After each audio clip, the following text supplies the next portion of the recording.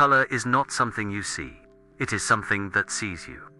Long before your mind names it, before you assign it meaning, the color has already spoken to the part of you that exists beneath thought, beneath identity, beneath the story you tell yourself about who you are. Today, we invite you to listen, not with your ears, not with your mind, but with the silent awareness that has been watching your life unfold since the very beginning. Before you are four colors: purple, green, orange, and white. Do not think about what they represent. Do not search for meaning. Do not choose the one you believe you should choose. Instead, take a breath. Settle into this moment, and simply notice which color pulls you without reason. Which one feels like home, even if you've never been there before. Alan Watts once said that the mind loves to complicate what the soul already knows. So for now, let the mind rest. Let intuition rise. Choose the color that chooses you. Your choice is made. Now, let us reveal what it whispers about the self you've been carrying all along. If purple called to you, you are the one who sees beneath the surface. You do not accept the world as it appears. You sense the invisible currents that move through every conversation, every silence, every glance. Where others see a room of people, you see a room of stories, unspoken fears, hidden longings, the weight of what is never said. This is your gift. You perceive dimensions of reality that most have learned to ignore. You feel the texture of truth even when it is wrapped in lies. And because of this, you often know things about people before they know them about themselves. You are drawn to mystery. Not the kind that can be solved, but the kind that invites you deeper into the unknown. Philosophy calls to you. Spirituality calls to you. Art that moves without explaining itself calls to you.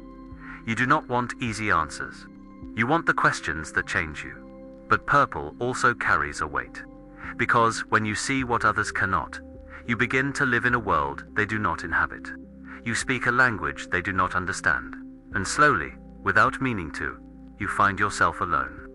Not because you are unloved, but because being truly seen by you requires a depth most are not ready to offer. You have learned to guard your perceptions, to soften your insights, to pretend you don't notice the fractures in the foundations everyone else walks upon with confidence. And here is where the danger hides. You begin to believe that your clarity is a curse, that seeing too much separates you from the belonging you crave. So you dim your light, you speak less, you withdraw into the inner sanctum of your own mind, where at least you are not misunderstood. But Alan Watts would remind you of this. The universe does not make mistakes. If you are given eyes that see in the dark, it is not so you can suffer alone. It is so you can hold a candle in the places where others fear to look. Your depth is not a flaw. Your sensitivity is not weakness. You are not meant to shrink so others could feel comfortable. You are meant to stand as living proof that there are dimensions of existence beyond the surface play.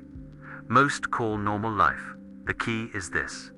You are not responsible for awakening those who prefer to sleep. You are not required to drag others into the light before they are ready.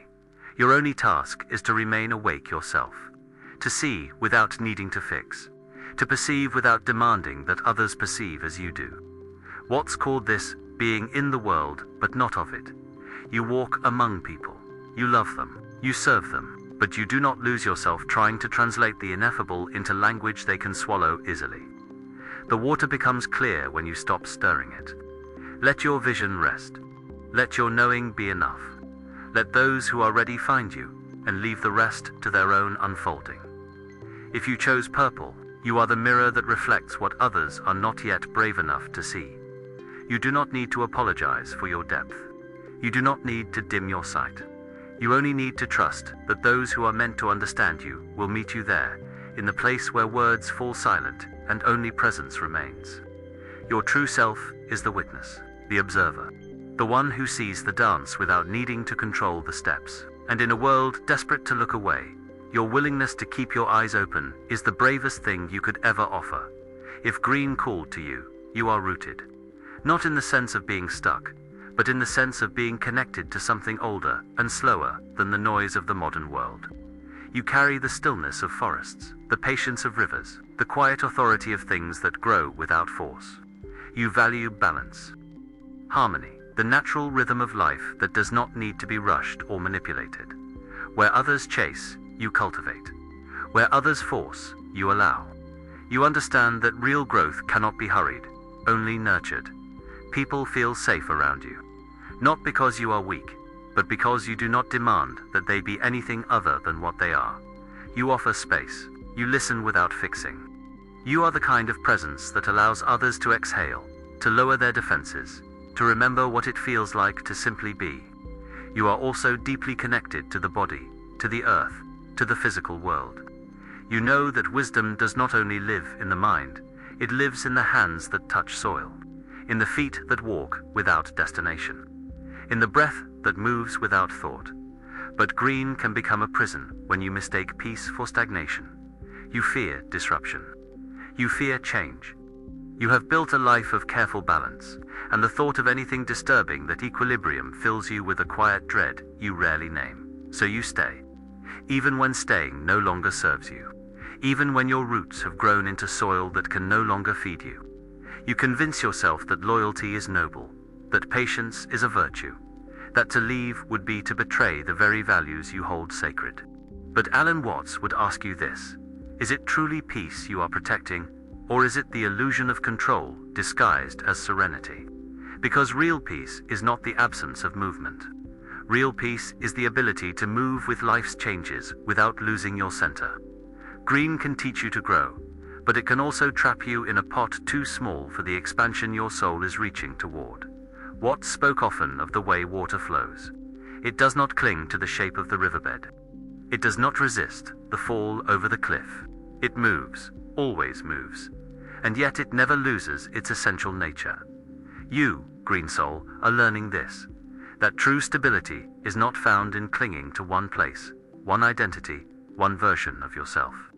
True stability is found in your ability to stay rooted in your essence, while allowing everything else to shift and change around you.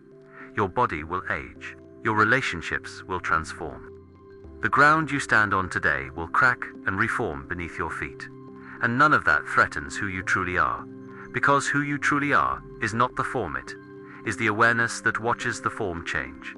So let the leaves fall. Let the seasons turn. Trust that the roots you have built are strong enough to let you sway in the wind without breaking.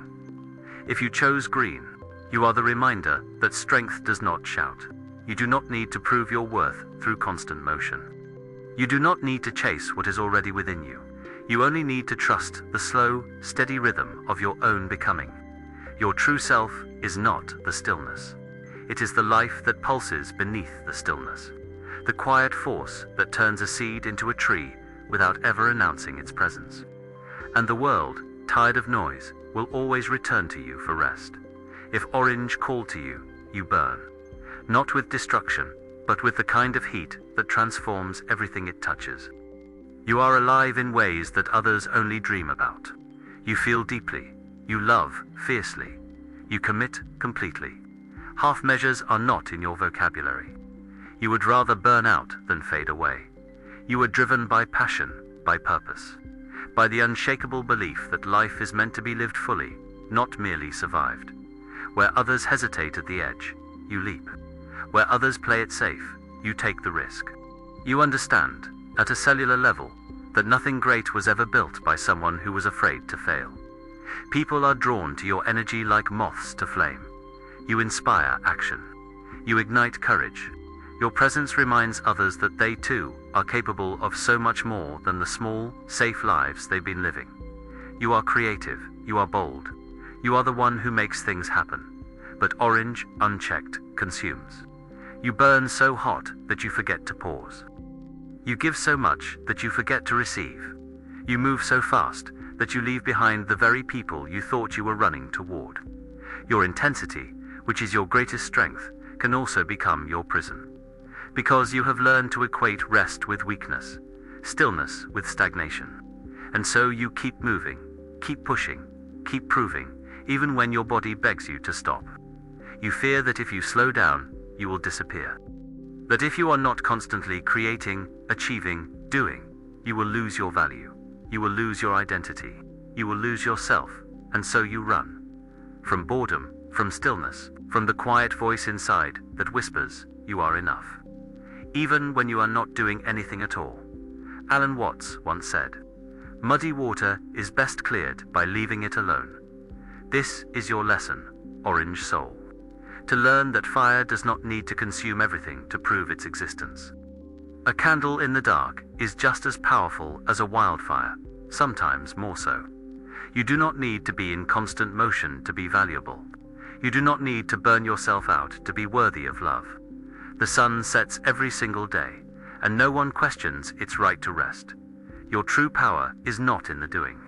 It is in the being, in the presence you bring when you finally stop running and allow yourself to simply sit with what is. This does not mean you stop creating. It does not mean you stop dreaming. It means you learn to burn sustainably, to give from overflow, not from depletion, to trust that your light does not need to be exhausting to be brilliant. If you chose orange, you are the spark that reminds the world what it means to be fully alive. You do not need to prove your fire. You only need to learn how to tend it, to honor it, to let it burn at the pace that sustains you, not the pace that destroys you. Your true self is not the flame. It is the life force that makes the flame possible. The energy that existed before the fire and will remain after the fire has cooled. And when you learn to carry your passion without being consumed by it, you will become unstoppable. If white called to you, you are the beginning. Not in the sense of being young or naive, but in the sense of being unattached, unformed. Open, you carry the energy of infinite possibility. You are not yet defined. You are not yet confined. You are the blank page before the story writes itself. You value freedom above all else. Not the freedom to do whatever you want, but the freedom to be no one in particular. To move through life without the weight of fixed identity. To change your mind, to change your path. To change your entire world without apology. You are adaptable, flexible. You do not cling to old versions of yourself. You do not need life to look a certain way to feel at peace. You trust the unfolding. You trust the unknown. You are comfortable in the void that terrifies others. People often misunderstand you. They see your openness as indecision, your fluidity as lack of commitment. But you know that the opposite is true. You are not lost. You are simply not interested in pretending to be more solid than you are. But white can also become a hiding place, because if you never commit, you never risk being wrong. If you never define yourself, you never risk being confined. If you never plant roots, you never risk the pain of having to leave. And so you float, you drift. You remain in the space of potential without ever actualizing into form. You tell yourself you are keeping your options open, but what you are really doing is protecting yourself from the vulnerability of choosing. You fear that once you commit to one path, one identity, one way of being, you will lose access to all the others. And in a way, you are right. But what you have not yet seen is this. Every choice you make does close a door, but it also opens one. And sometimes the most profound freedom comes not from keeping all doors open, but from walking through one with full presence. Watt spoke of the finger pointing at the moon. He said that people often mistake the finger for the moon itself. They cling to the symbol, to the form, to the identity, and forget that it was only ever meant to point toward something beyond itself. White soul, you understand this. You know that all forms are temporary. All identities are constructs. All stories are just stories. And this knowing has set you free in ways most people will never experience. But here is the paradox Watts would offer you. The formless cannot be known except through form. The infinite cannot be experienced except through the finite. The eternal now cannot be lived except through this specific moment, in this specific body, making this specific choice. So do not fear the form. Do not avoid the commitment. Do not spend your whole life floating in the space between choices because you are afraid of limitation. Choose, and then let go of the choice. Commit, and then hold it lightly. Step into form, knowing that form is not a prison, it is simply the shape your freedom takes in this moment. If you chose white, you are the space where everything begins. You do not need to become something. You do not need to define yourself. You only need to trust that emptiness is not absence, it is presence in its purest form. Your true self is not the space. It is the awareness that knows the space. The consciousness that watches every form arise and dissolve without ever being touched by it. And when you finally stop running from the choice, when you finally allow yourself to land, you will discover that you were never limited by the form. You were only ever expressed through it. Colors are not just wavelengths of light bouncing off surfaces. They are languages of the soul. They are how the invisible makes itself known. Carl Jung understood this. He saw that the symbols we are drawn to are not random. They are reflections of the psyche reaching toward what it needs to integrate. The shadow seeking light, the chaos seeking order, the ego seeking dissolution. But Alan Watts would take this one step further. He would say that the color you chose today is not revealing who you are. It is revealing who you have been pretending to be. Because the true self, the self beneath all color, all form, all identity cannot be revealed. It can only be recognized as what you have always been. Purple did not make you a seer. It simply reflected back the seeing you were already doing. Green did not make you grounded. It simply mirrored the roots you were already growing. Orange did not make you passionate. It simply illuminated the fire you were already carrying. White did not make you free. It simply revealed the openness that was always your nature. The test was never about discovery. It was about remembering. So where does this leave you? Perhaps you see yourself more clearly now. Perhaps you feel validated in what you already knew but had forgotten. Perhaps you are uncomfortable because the color you chose revealed something you were not ready to face. All of this is as it should be. Because self-knowledge is not a destination. It is not something you achieve and then file away. It is a living, breathing process that unfolds moment by moment, choice by choice, color by color. Today you chose one color. Tomorrow you may choose another. This does not mean you were wrong. It means you are alive. It means you are changing. And change, as Watts would say, is the only constant in a universe that is constantly becoming. Do not cling to the interpretation. Do not make it a new identity to defend. Let it inform you, and then let it go. Let it be one note in the symphony of your becoming, not the entire song. Because the truth is, you are not purple, you are not green, you are not orange, you are not white. You are the awareness that can choose any of them. You are the space in which all colors arise. You are the light that makes color possible in the first place. And that, dear soul, is the only self you need to know. Alan Watts once said, "You are not a drop in the ocean. You are the entire ocean in a drop." Today, you looked at 4 colors and chose one. But the choosing was not the point. The point was to realize that you are not limited by the choice. You are the one who can choose again and again and again. The color revealed your current dance with reality. It showed you where you were resting, where you were resisting, where you were reaching. But it did not define you, because nothing can define what is infinite. So carry this knowing lightly. Hold your insights gently, and remember, the water is already clear. You only need to stop stirring it. If something in this reflection resonated with you, if you saw yourself in the mirror of the color you chose, we invite you to share it in the comments below. Not to prove anything, not to explain yourself, but simply to add your voice to the chorus of others who are also learning to see themselves clearly. Each comment is a ripple. Each share is a wave. And together, we create the ocean. There are more reflections like this waiting for you.